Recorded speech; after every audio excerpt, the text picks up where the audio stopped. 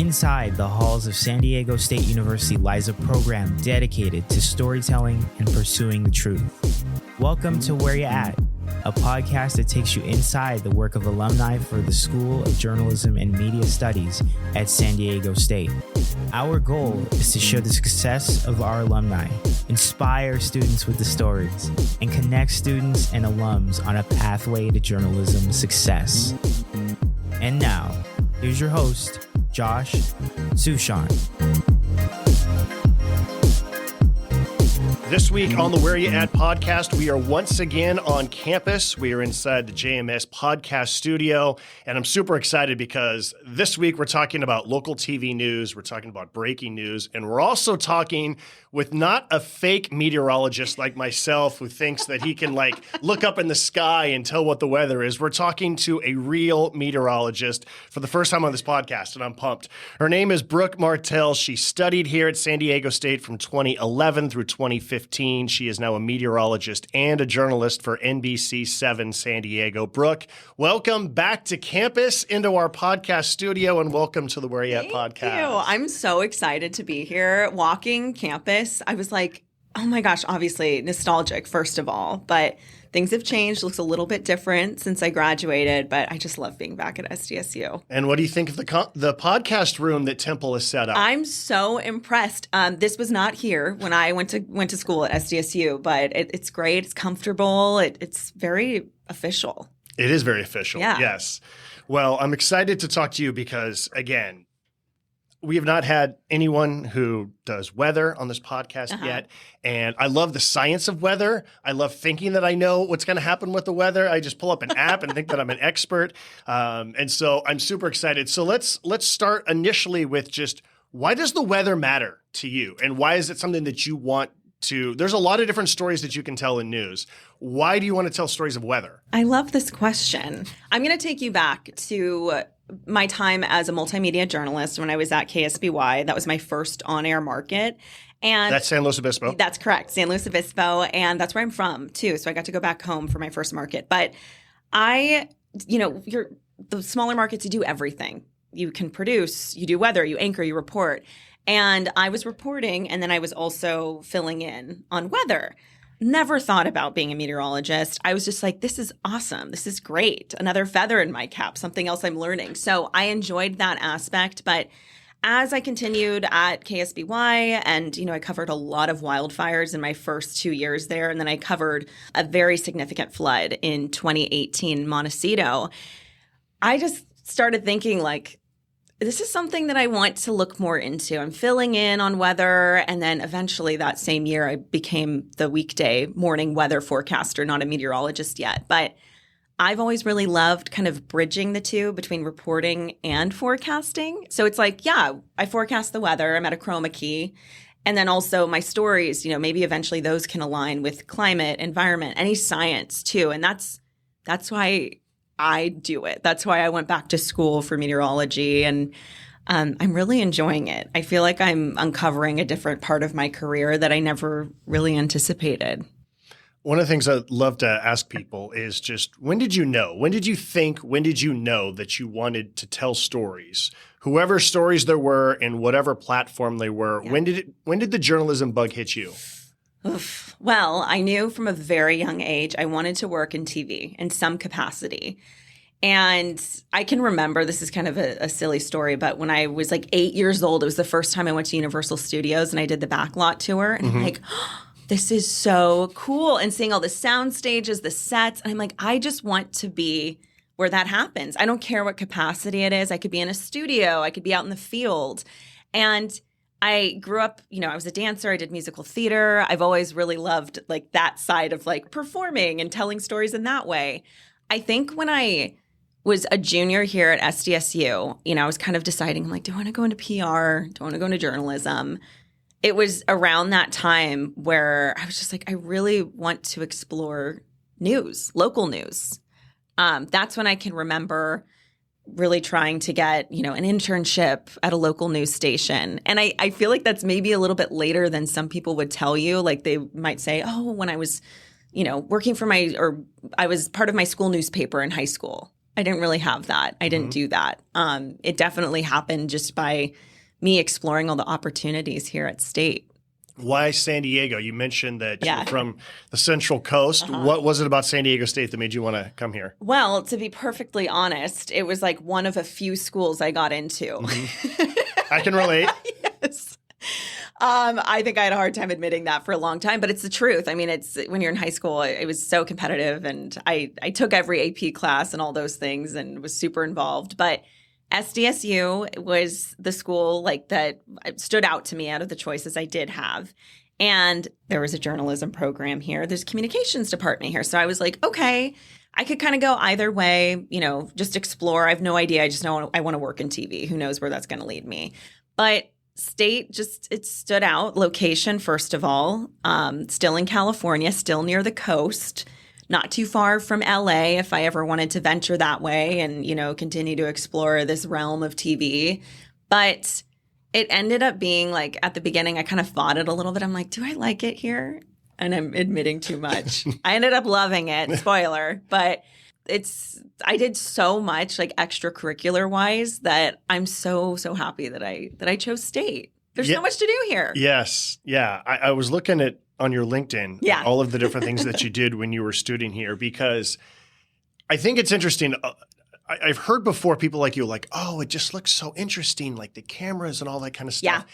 And maybe when you're younger, it kind of feels glamorous. Oh, this person's on TV. And then at a certain point you realize it's not really that glamorous. It's a ton of work, and it is very unglamorous work, and the hours are not ideal. No. So let's discuss that, where your brain starts to realize, okay, this is the reality of this industry, and this is what I'm up against, yet I still want to do this. Yeah. Whew. Big question. I think that, when you're interning even, you think, oh my gosh, I love all this. I love shadowing people. You're interning, you're getting experience. But once that like real job takes over and you understand this has so many facets, this has so much involved that I don't even know about, that I'm just going to have to learn. I think that really, really hit me when I got my first job at KSBY as an MMJ. I didn't have a lot of like camera operating experience. I think I took one class here that we kind of dabbled in that, which I was so thankful for, and it was my favorite class. But starting in my first market, I was like, this is a grind. I mean, let me just tell people, if they don't know, a multimedia journalist, and they're all around us, and a lot of bigger markets are even utilizing them. You are shooting your own video. You are editing your own video. You're producing your own story. You are writing your own story. You're fronting that story, maybe of 2 to 3 versions of that story in one day.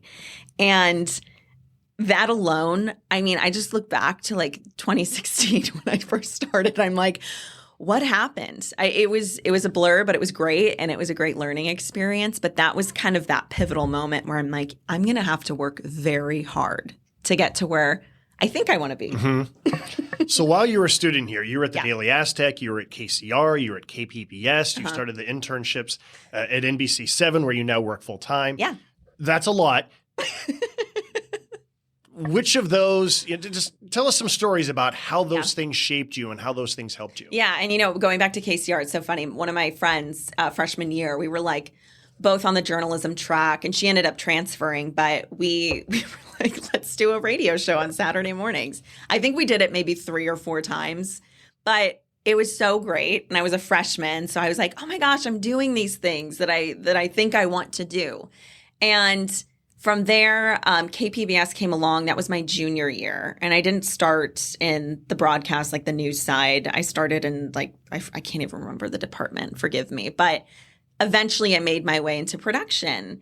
And I was behind the scenes and, chipping cameras, getting the set ready for the news at night, and working with other students, because we know KPBS is just a great medium if you want to get into any capacity of media. And then from there, NBC7, I just did so much just to try to get my feet wet. Those experiences, I kind of like, you were telling me about what you do and how you do so many different things. That's how I am too. I don't want to miss out. I don't want to leave a leaf unturned. And I just want to experience it and say that I did it and say, oh, it wasn't for me, or it was for me. And I made connections and I grew as a professional or as a student at the time. And it kind of gave me that idea of what could I do as a career. So those are the biggest takeaways, if that answers your question. Yeah, absolutely. How did you get the internship at NBC? So 2014, it's my senior year. I think I applied this summer before to do like the fall internship. Didn't get it. Was rejected. And I remember doing the interview. It was like I forget what the name of it is, but it was basically like Zoom, like your version of Zoom, but it was all recorded. So you didn't have someone on the other side asking I hate questions. those. Yeah, it was like prompt. So awkward. Oh my gosh. And I am so happy everything worked out the way it did, because I felt like at that time I wanted to pursue news, but I was like, what am I? Am I a consumer of news right now at this point in my life? You know, I'm 21. I'm just trying to like figure out what I'm going to do after I graduate. And again, I didn't get it. And I reached out to HR and I was like, why didn't I get it? Like, please tell me, because I didn't feel like it was my best attempt, and I can understand, but I would love to know why the other candidates that got that internship were chosen. And they gave me feedback. And they just said they were really well versed on, you know, local events, maybe politics. Some of those questions are obviously geared towards like journalism, like what's happening around us. So I reapplied again, at the end of that fall semester. Again, it's my senior year, and I ended up getting it. And I was just thrilled. I was like, oh my gosh, because NBC here is owned and operated company, or station, I should say. So NBC Universal owns it, and it's like that. I love NBC. So I was very, very excited about that. And that second round, like getting it and knowing that I had to work hard to earn that spot, and not knowing that they could have rejected me 2 times, right? That was like, so, I don't know. It was just like an accomplishment, and it made me realize, like, yes, if you put in the work, even if you fail or you don't get what you need or what you want, go back to the drawing board, ask questions, reach out to HR, you know, ask people who work at that station, make connections, whatever, go on LinkedIn, send an email. And that, I think, was a huge reason, maybe. I mean, if I went back and asked them, I don't know what they would say. I'd be like, why did you choose me? Because I didn't get it the first time. No, I think they realized, like, they did tell me, they're like, yeah, you did such a great job in your interview. And I was like, yay, that's what I want to hear, because I worked really hard, and, people helped me prepare for it too. I'm glad that you said that, because I think, and I've done this myself, where you don't get a job and you just go, ooh, you feel sorry for yourself. Right. But to go back and ask HR, not a lot of people do that. Yeah, so don't. that's outstanding. And that's an excellent lesson. I also wanted to ask you, so you were a little bit at the Daily Aztec, and I was a very long tenured member of the Daily Aztec as a student. But I remember for my own journey, it was, I'm just excited that my name is in the paper and that I'm writing something. And then it becomes like, okay, get better. And then there becomes a part when you go, my story was better than the one in the Union Tribune or something like that. When you start to realize, okay, I'm starting to figure this thing out. And I'm wondering if you had one of those moments as a student, or maybe even just like early in your professional career, when you have this, okay, I can really do this. Yeah. So going back to the Daily Aztec, I think I honestly did maybe 1 or 2 stories. And again, going back to just like trying everything, all the opportunities that were in front of me, it's like, why not? Even if I'm just there for a semester, these are my peers, and we were all in the same classes. And it's like, I should be trying this out, because this could be my future here pretty soon. I think the kind of aha moment is, it's taken a long time for me, because I have done so many things, and it's like, am I doing too many things? Am I spreading myself thin between like reporting and weather? Like, can I be good at both of these? I felt that very recently. I feel like I have been able to streamline what I do. And this is very new, but as a meteorologist, I do that part of my week. And then the other half of my week, my managers have been so incredibly supportive and amazing in helping me cover climate stories and science stories and bridging those two things. And I think doing things or talking about issues or subject matter where it's like, who else is really talking about this in this news market, maybe at like a broader scale, like across the country or nationally. But that I feel like has just recently been a discovery for me, that I'm like, I can do this. And I have that little voice in my head sometimes. It's like, no, you can't, right? But you have to tell yourself, you're like, I've made it this far. People are supporting me. I feel encouraged. I want to be better all the time. I constantly want to improve. It doesn't plateau anywhere for me. Well, it hasn't yet. But yeah, I would just say within the last year or so. And I've been doing this now for 8 years, over 8 years on air. We're going to talk about San Luis Obispo in more detail in a moment, but anything else from your time at San Diego State that you remember, that you reflect on, that makes you smile about your time as a student? Where do I even begin? Do we have like 20 minutes? Yes. So I was really involved in the co-ed business fraternity, Alpha Kappa Psi. It's a business fraternity, so it wasn't for anybody could join, but it wasn't something where I was around all of my like journalism peers. I was maybe one of 2 JMS students. And I did that my freshman year. I pledged and I was a part of it. And I was able to be on a committee that hosted the TEDx SDSU event. And then I got to plan the TEDx SDSU event. And I think that was the 3rd year that it was even in existence. And so I was working with TED. I had a committee, an incredible committee of, again, my peers. And we held that at KPBS. But I look back on that and I'm like, what a rich experience. I had this incredible organization I was a part of where it was professional development. It was doing things I never thought I would do at my age, and then I had really great friendships and there was the social aspect of it. And I look fondly back at my classes too, even my senior year. I'm just like, that they were fun. It was engaging. I felt like I was just getting that exposure, right, that I needed, and having these conversations about like, what are we doing next? Mm-hmm. You're sitting next to these people and you're like, oh my gosh, you guys, we graduate in like a month. What's your plan? Have you heard back from anybody? Does anyone want to hire you? Right. No? Okay, cool. Me too. But yeah, I really, going back to AK Psi, it's like, I loved it so much. And I really look back on that time and I'm like, gosh, how great. I'm so happy that I did that. So when you get the job in San Luis Obispo back home, do you remember what was on your demo reel? Like what types of stories were there that helped you ultimately get the job? Yeah. Oh my gosh. And those are the things that I'm afraid to watch right now because I've obviously grown a lot. I should pull that up and see. I remember I was interning at NBC7, and then after I graduated in 2015, I got hired as a writer and an assignment editor. I was working the overnight shift. So again, when you talk about it not being glamorous, I got to work at midnight or 11 p.m.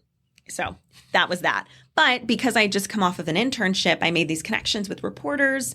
And one of them, Artie Ojeda, who is a legend in San Diego, he just left the industry a couple years ago. But he took me out on his days off and he's like, we're going to build your reel. We're going to take stories that have happened and we're just going to, get your stand-up done. You can even package some of this. I had other reporters that helped me too, but he really stood out because he took time, on his day off. That's what awesome. A guy. What a guy. I would do that for anyone. Anyone listening to this, like I will do that for you if you want that.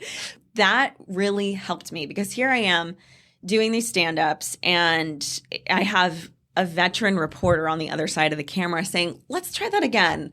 Think about this in this way. Like, would you really talk to someone in this way? Like, even your body language, like it's just those tips that really matter when it comes across on camera and like how you are as a reporter, like your authenticity. And so I think those things really stood out is just going out, being, around people who are doing this job. I think that probably is the thing that maybe caught the news director's eye. And not to mention, like I'm from San Luis Obispo, so that was a huge thing too. They're like, "Oh, you're from here, the area," which is always very beneficial. But between those two things, just having people watch your stuff, it can be hard, especially if you don't like criticism. Got to get over that quickly. You have to, because people will give you critiques online, Yes, they will. and they're not welcome, they're not nice. But yeah, you get to grow thick skin, I guess. All right. So you mentioned earlier wildfire coverage, mudslides. Uh-huh. Tell us what it's like when you're in the thick of breaking news that is just terrible and destroying communities. Yeah, it's when you said that, I got like chills because I think going back to that time, again, I was very new in the industry. When I covered my first wildfire, I'd only been there 5 months. And I was a multimedia journalist. So again, I was shooting, editing, everything on my own. So I was going out on where these wildfires were happening, specifically in Santa Barbara County. That was, I think, my first one, the Sherpa fire, if I remember correctly. But it is devastating, and it's so difficult because you lead with compassion. You're a human being, right? You're going through these neighborhoods where a wildfire just ripped through and the home is not even standing anymore, or parts of it are. And you're just like, and you're seeing this stuff. Meantime, if you stop and think about it, families have been evacuated. They have no idea if their home has been hit. And you know it has. And you're looking at it and you're getting footage of it. And it's kind of this, I think a lot of journalists would describe it in that way. It's tough to just make sense of it because you're doing a job, right, to inform the community. But then you're also like, you have to be very mindful of those people that have been impacted. And I've seen things that have like hit me to my core. And I've even had people, I remember with the mudslides in Montecito in 2018, people reaching out to me and asking if I'm okay, because I was okay, of course. I felt just awful for those who weren't, and their homes were destroyed. Their family members were missing. But it's hard sometimes to be like professional and not show some emotion. Mm-hmm. Sometimes you can't even control it. So that's what that is like. I think that's important, if I can interject, because you don't want to be crying on the air. But if you are not showing that emotion, I wonder what's wrong with Brooke. Exactly. And what's funny is I've had people, like, even years after I've covered some of those events, like I'll meet them in the field or they'll message me on Facebook and they'll be like, I watch you or whatever, but I just can't shake that image of you on air. And you looked terrified. And sometimes it is scary because you are covering things that are incredibly devastating, as I mentioned. And you're just like, how is this happening? Is everyone okay? You're digesting it too. But leading with compassion, I cannot emphasize it enough. I would say just like the number one rule in this industry is just be that way. Be compassionate, be understanding. These are human beings. It's a story, but it's, it's a privilege to be in these areas telling these stories, even when they are very, very impactful and very difficult. Just always remember the human side of it.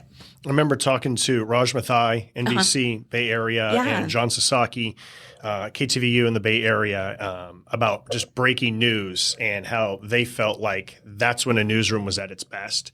And I feel like that is when local news matters the most. That's when you have to thrive, is when those moments, because national can't give you that. There's only so much the newspaper can give you. It's the local TV news with live pictures or just recently edited, video of this. That is when a local newsroom has to thrive. Exactly. And that's it, right? We do our day turns, we're assigned stories, but when the wildfire breaks out or, whatever it may be, unfortunately, there's a homicide, there's anything happening, a gas leak in a neighborhood, we have to be at the top of our game. We need to tell people what is happening, where it's happening, how is it going to impact them? Is their kid at school nearby where it's happening?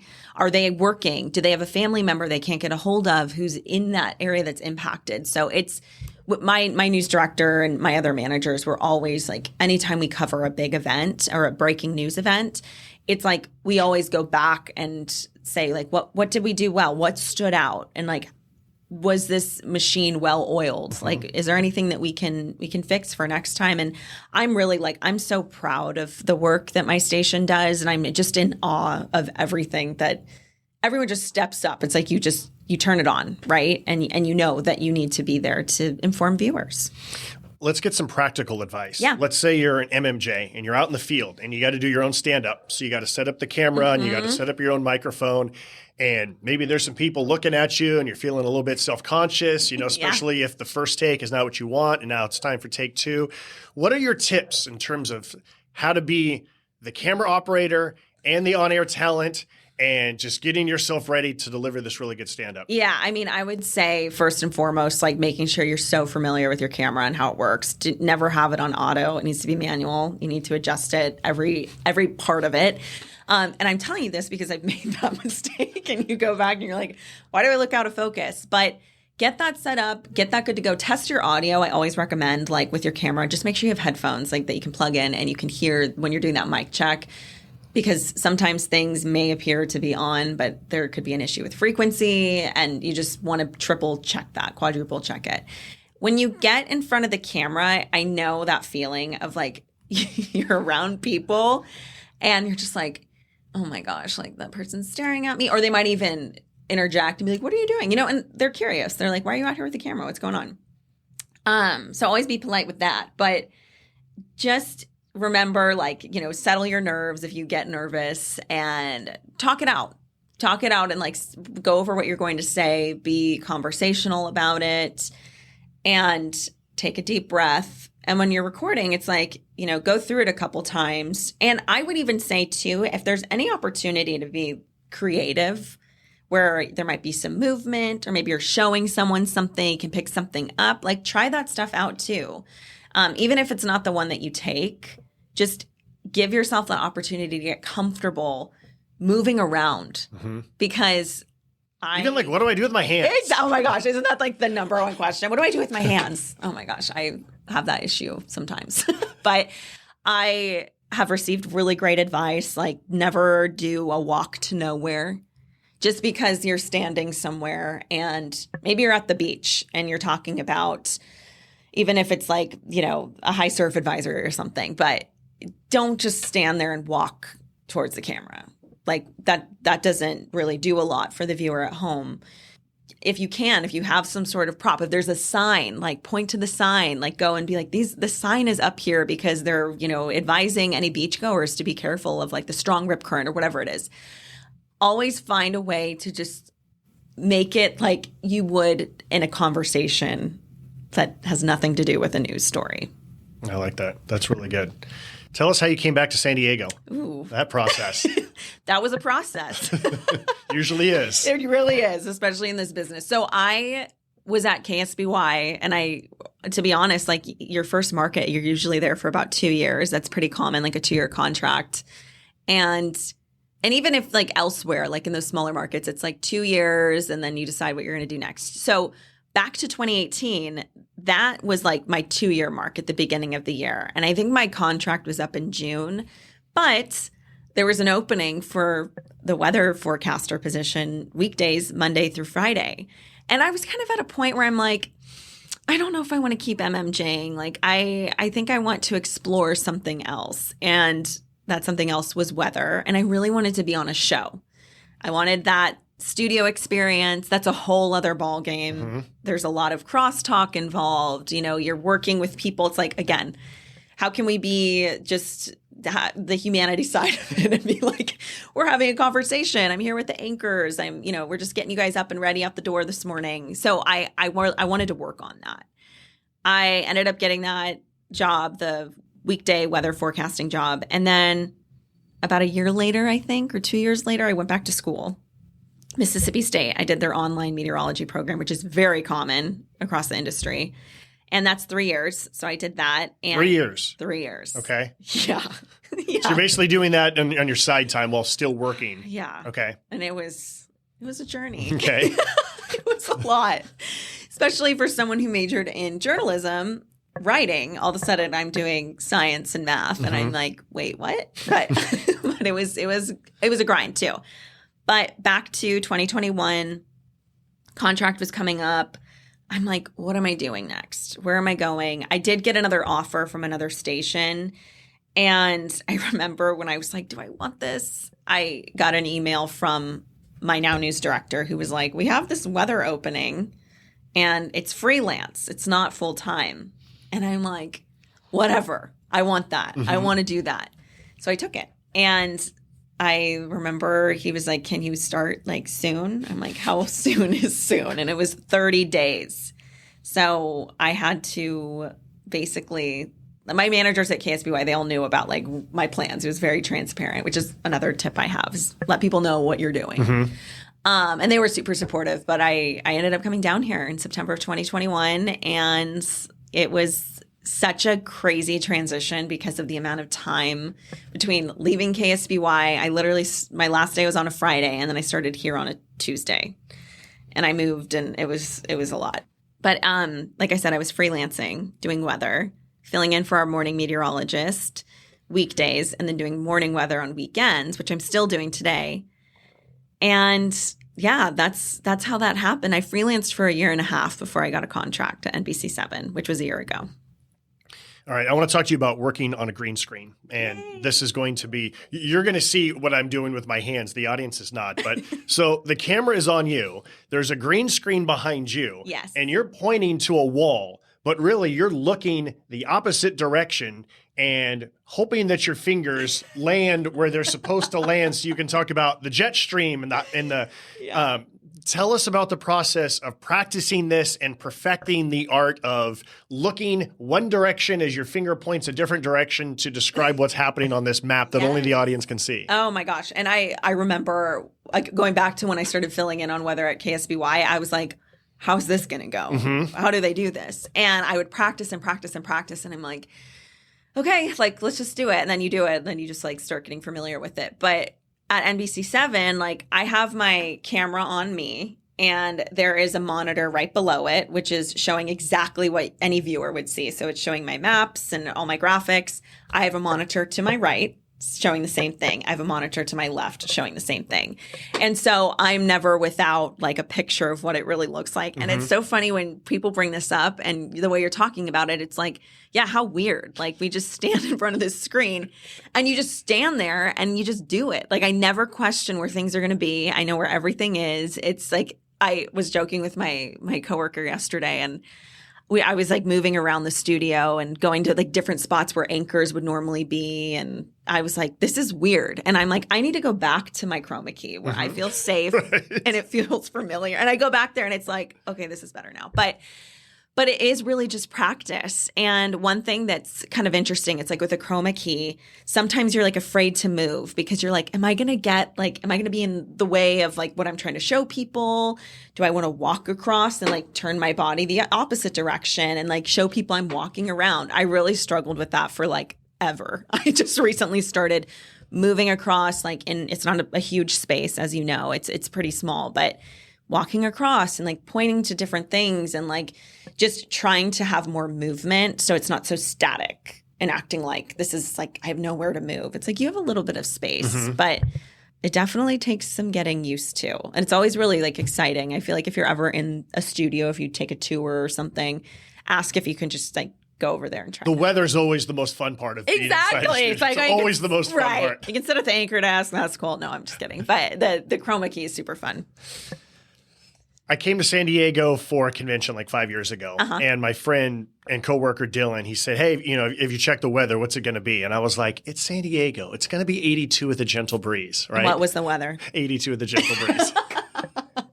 You knew. Now, it's not been that way lately. And so in particular now, maybe there's this, it's the cushiest job ever doing the weather in San Diego. But especially lately, it has not been. So give us more of like the reality of doing the weather in a place where for the most part, it's pretty consistent, but not always. Yeah. I mean, that's been even moving from like the Central Coast to Southern California. I feel like there's some like different influences. Like we have the Gulf and even like monsoonal moisture during monsoon season from Arizona, like all these things that are happening.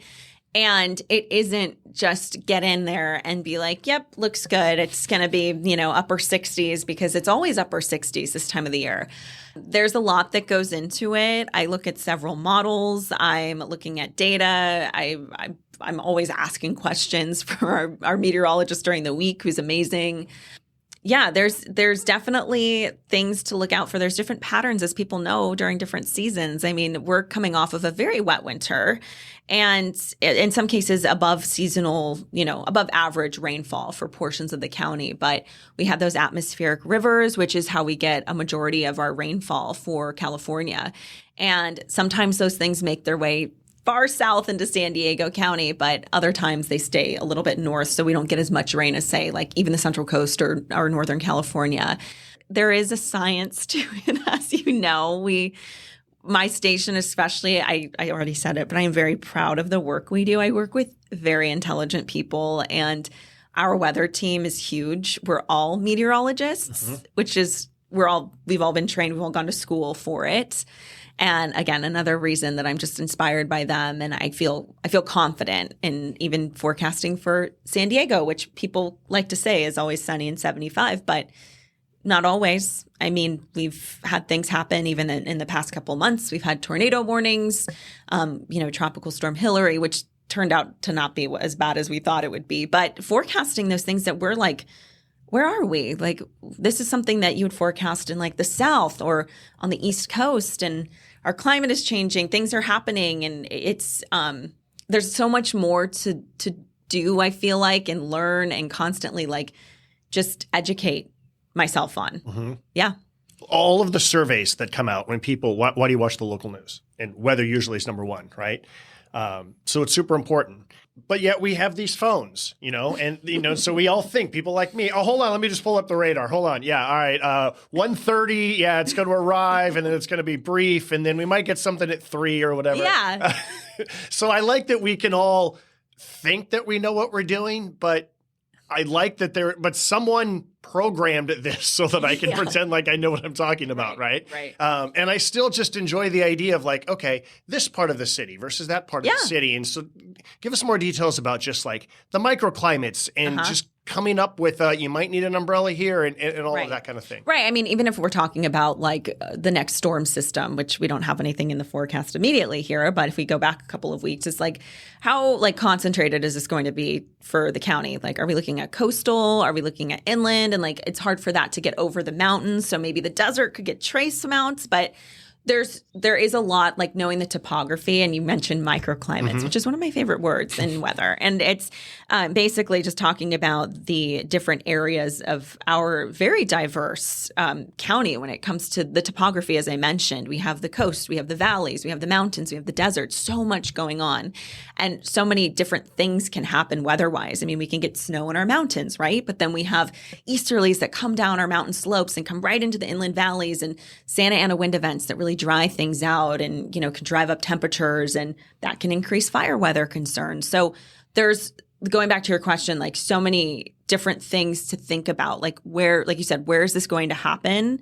How does this normally impact people? About marine layer, which it's so funny. When my professors at Mississippi State, it's like they would talk about forecasting tornadoes and Tornado Alley and like hurricanes on the East Coast and, just so many different severe weather events. They're like, they love forecasting those. I hate forecasting marine layer.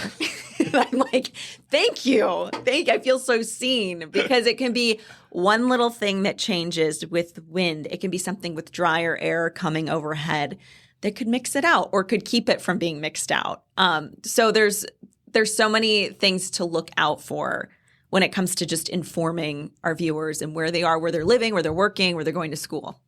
I feel like you can always tell someone from Southern California based on how often they use the phrase marine layer. Yes, right? Even if it's a basebal game and there's like a little bit of fog rolling in, baseball players just say, oh, the marine layer. Yes. Yeah, it would have been a home run if it wasn't for the marine layer, even if we're in Oklahoma or something like that. Right. Oh, my gosh. The other topic I wanted to bring up, and you do a really good job of this, we're all trying to get eyeballs, and it's not just about the TV. It's about the website, and it's about trying to draw traffic in different places. Yeah. You do a really good job of, here's a brief clip of me out in the field, and you're telling this, and you say, if you want information, click the link. Yes. Tell us about, I don't know if strategy is the right word, but just tell us about trying to engage people through social media to get a little bit of news, and hopefully they click that button to get more news. Absolutely. And I have to just give credit to our digital team, which is fantastic at NBC7. And every morning that I'm reporting, they'll say, hey, to all the reporters, and they'll say, we want, a web story from you, or we want an Instagram tease, or sometimes we'd love a reel from you today because your story is very visual. And that comes from them. But going back to your original question, it's like you're out in the field. And for example, it's like my most recent clip, I think, was on a climate action plan with the city of Vista. And, we're talking about trees in that specific one. Think about, for anyone who's like wanting to do like fine tune this a little bit, it's like you just need that visual element. You need to be able to just tell people quickly, like, this is what I'm doing. And like, how is this going to impact you? Mm-hmm. And can I simplify this? This might be a really complex thing, or maybe it's a very high-profile court case, or, anything. It could be anything. It's like finding that visual element, bringing people in. Maybe there's like a hook you can say that is just like very broad, but it might be like people are like, what? Like, I want to hear more about this. And then you go into the story and then you just, again, say, click the link. Or used to be swipe up. Now it's click the link. I used to be very intimidated by Instagram and social media teases, all that stuff, because it like blew up over COVID. And just everyone, you know, like social media, I feel, at least that's how I remember it. I don't know if you remember it that way. Like TikTok, Instagram Reels, all this stuff is happening. But now it's like just feeling like, what can I do to put this on a digital platform? And this is where a lot of people consume their news. So let's make something like a quick little snippet and make it visual, make it engaging. And like you said, hopefully they'll click the link and want to know more. When you first go out in the field to do something, are you just thinking visual? Are you thinking what's the best visual? Are you thinking like take us through your brain of like the different things that you're looking for? Usually when I work with a photographer now, so they're always really, we have incredible photographers at NBC7, but they are in charge of finding those visual elements and like what's going to enhance the story, what's the story about. And even before we get to the scene, or a lot of my stuff is set up ahead of time, so I kind of have an idea of what we'll be doing, but we talk about it. We're like, okay, how do we want this to go? Maybe it's going to change once we get like the information in the interviews, but we'll discuss like, okay, we're focusing on erosion. So like we want to get people, at Torrey Pines walking on like right near the bluff or whatever it is. And like the photographers know like how to make sure we have the right footage to tell the story. But sometimes you don't have great visuals, and that's when you have to get a little bit more like creative, maybe with your writing. We like to write to video, obviously, if we're talking about something we want to show something that it pertains to. But I would say like going back to what people are seeing on camera, like we are TV news, so we need to show people what's happening. Yeah. And that's, I'll even ask my photographer, like I said, they're pros. I'll be like, did you get a shot of that? And they're like, yes, like I'm 20 steps ahead of you. I'm like, of course you are. So that's, showing any movement, showing any, like if there's something that you're covering that it's like, even if it's just cars driving by, like whatever, like you want to set the scene, right? About where you are. You could be at a park. You could be at the beach. You could be on a hillside, but it's like, take people there. What does it look like? Is there something blowing in the wind? Like those types of things. Those little, even like nat pops is what we call them. So like natural sound of someone walking on gravel, or, someone's at a baseball game, clapping their hands, cheering for the team. Like we want to hear that stuff.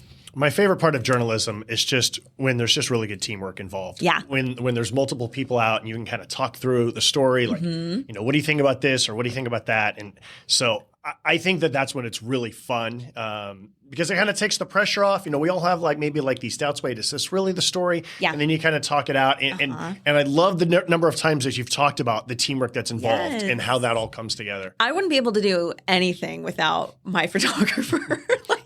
And I'm thinking of someone specifically. I work with him very often. His name's Paul, and he's been in the market. He's been in the business for many years, but he's very talented, and always, like we don't start our day without talking about how do we want this to go.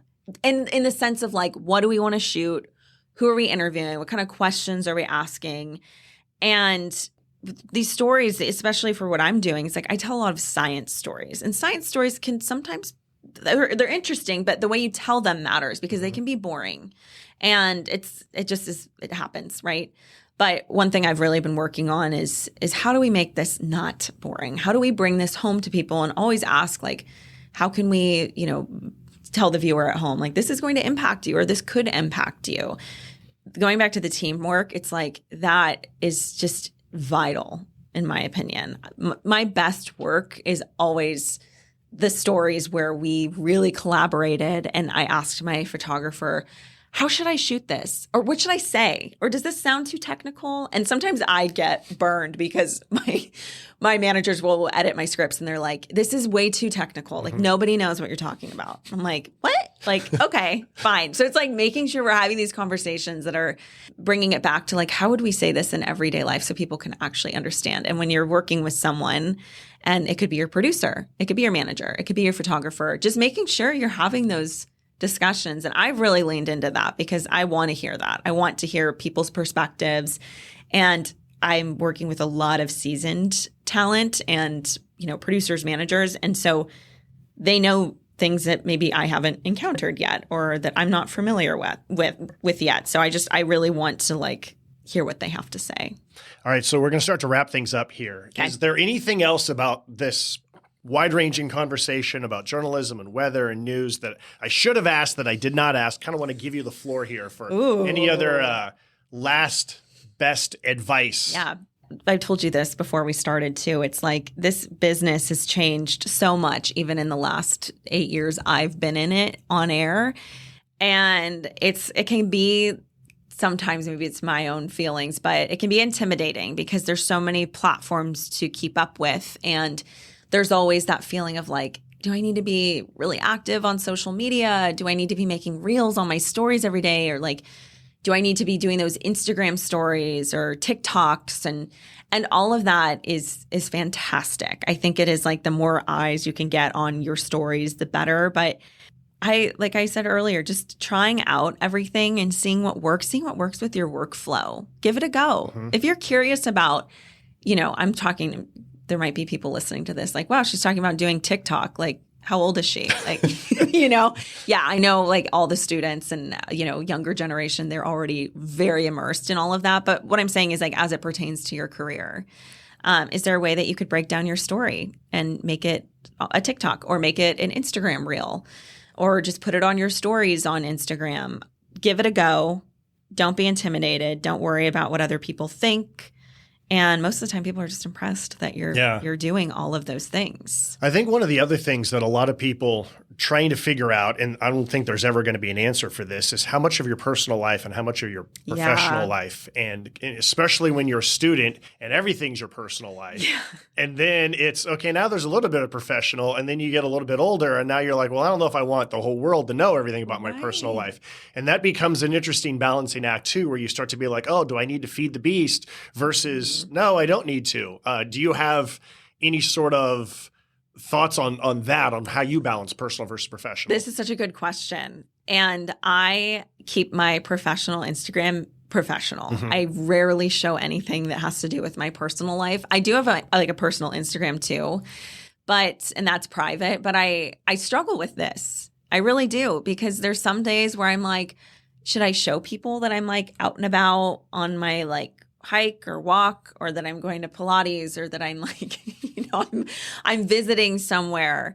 I personally I would like to get more, maybe show people a little bit more, mm-hmm. because it's the human side, right? Yeah. And that brings people in. People want to see that, even if I'm having a terrible hair day, or I'm running late, or I'm exhausted, and it's just oh my gosh, how do you go from that to being on TV?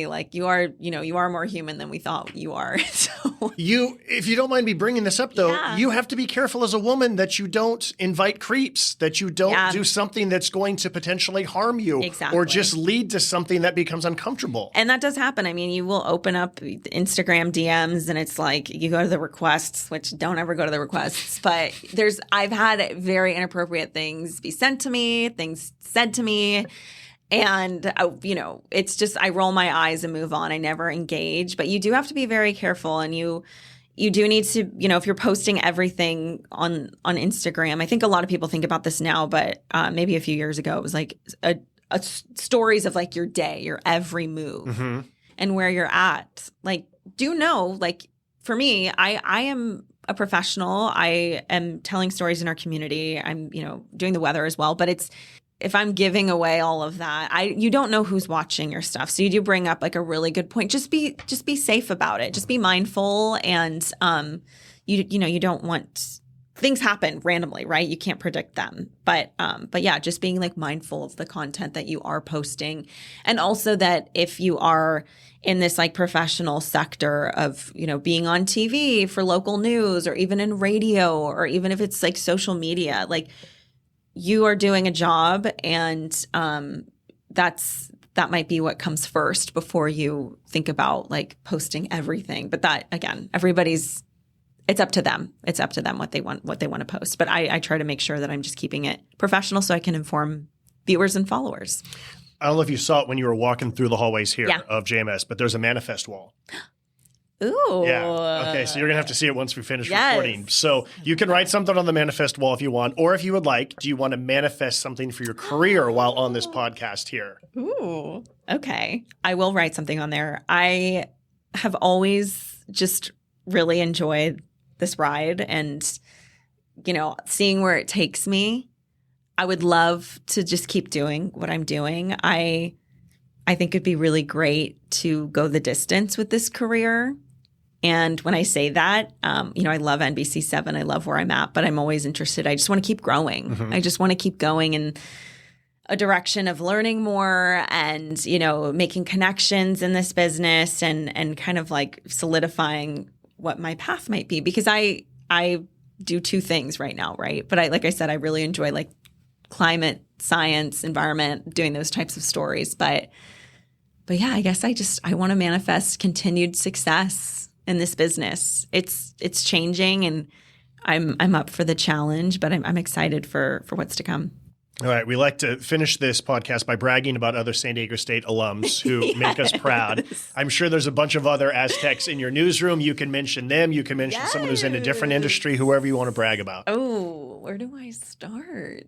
Well, obviously you've interviewed Stephen Luke. Mm-hmm. Yeah. So he's pretty awesome too. And it's funny going into my newsroom, we have a lot of SDSU alums like behind the scenes. Yeah. Steven's great too because he spent his whole career here. Like Yeah. it's rare that he's done that people normally you're bouncing around all kinds of different markets. Steven's like the unicorn I know. for how he's been able to do it. Yeah, I'm just going to hang my hat here. Congrats to Stephen. You came to mind first because he's obviously a fellow alum and we've talked about that. And I think that it's one thing I will say for Stephen's case and like other journalists and others who've pursued anything in media, it's like I'm always so impressed by people and like seeing what they've done and how far they've gone and even people I've graduated with and just noticing like, gosh, they really like committed to what they wanted to do. And even I know it gets tough. This business can wear you down and you'll have second thoughts about it consistently. But it's a really great thing because you can also like look back on it and say, oh my gosh, like I'm doing something for my community. I'm being creative. I get to talk to people like who are getting their morning started at home or whatever, through the TV. But there's so many cool things about media and journalism. And I just commend people that really go the distance with it. Aw, I like that. Yeah. It's a good way to end it. All right, Brooke, thank you for coming back to campus, joining me in this podcast room, and thanks for all the stories. This was really fun, and I really enjoyed it. Me too. Thanks for having me. Once again, that was Brooke Martell, meteorologist, journalist, NBC7 San Diego. My name is Josh Suchon, your host of the Where You At podcast. Thank you for listening. We'll talk to you again next week. Thanks for listening to the Where Ya At podcast. This is Devin Watley from the class of 2021. Thanks to Martine Marine for creating the music you're hearing right now, and Alex Piscatelli for her work on the podcast name and artwork on social media. And a reminder to SDSU alums, we really want to know where you at. Tell us about your career. Get involved in the school. There's many ways you can do this, from donating your time or money, mentoring students, to even speaking in classrooms, in person, or on Zoom. Your work can help us grow the program and create more opportunities for our students to succeed. Again, thanks for listening. Subscribe to this podcast. Tell your friends. Recommend us a future guest. And go Aztecs.